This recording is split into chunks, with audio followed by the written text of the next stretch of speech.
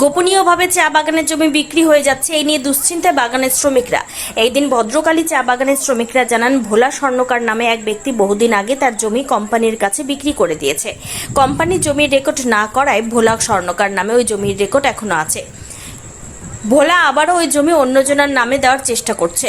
এই নিয়ে সমস্ত শ্রমিকরা আজ বাগানের সামনে গেট মিটিং করে এবং ক্ষোভ উগরে দেন তার বিরুদ্ধে। একই জমি বারবার বিক্রি করা নিয়ে এমনকি তারা ইসলামপুর বিএলআরও, ইসলামপুর পুলিশ ও রামগঞ্জ পুলিশকেও জানাবে বলে জানিয়েছেন। এই নিয়ে ভদ্রকালী চা বাগানে শোরগোল ছড়িয়ে পড়েছে।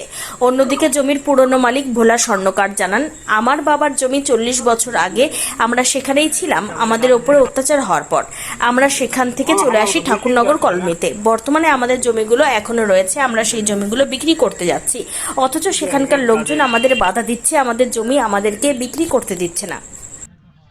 আমি অপরাধ করি নাই, করব না।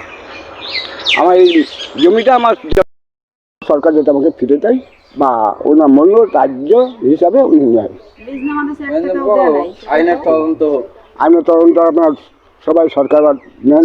আমি কী করবো? আমি জমিটা আমার বিক্রি করে বাগান করে আছে। কোন বহুবার পেপার পাঠাচ্ছি, আমি 13 বার পেপার পাঠাচ্ছি, কেন আমার কথা কোনো অ্যালাউ করে নেই।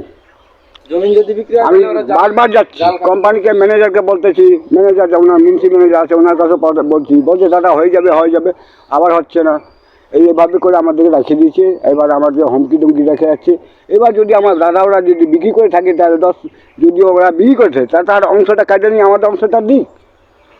তো আমরা এখন 4 অংশটা দিই মালিক। কমের মধ্যে মেজরজন মারা গেছে, বড়জন মারা গেছে, সেজজন মারা গেছে, বোন মারা গেছে, এখন আমি আছি। আপনি বর্তমানে কয় বিঘা জমি পাবেন?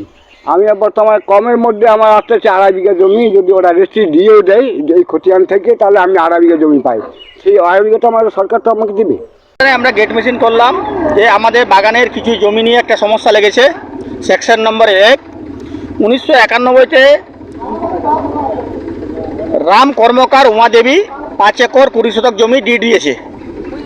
সেই জমিটা 2024-এ 16/4/2024-এ আবার পুনরায় ডিড হয়েছে। জমিটা কার নামে ডিড হয়েছে? সেটা হয়েছে মিনাজ পরবির নামে। ডিড হয় নাই, পাওয়ার অফ অ্যাটর্নি দিয়েছে। উনি আবার ভিতরে জমি বিক্রি করতেছে। সেটা নিয়ে একটা অশান্তির পরিবেশ ভদ্রকালী টি গার্ডেনে। আমরা চাই বেলারও এখানে প্রশাসন, আইসি সাহেব যেন তাড়াতাড়ি ব্যাপারটাকে সমাধান করে। আমার নাম আরশাদ আলম, ভদ্রকালী ইউনিট কমিটির সদস্য।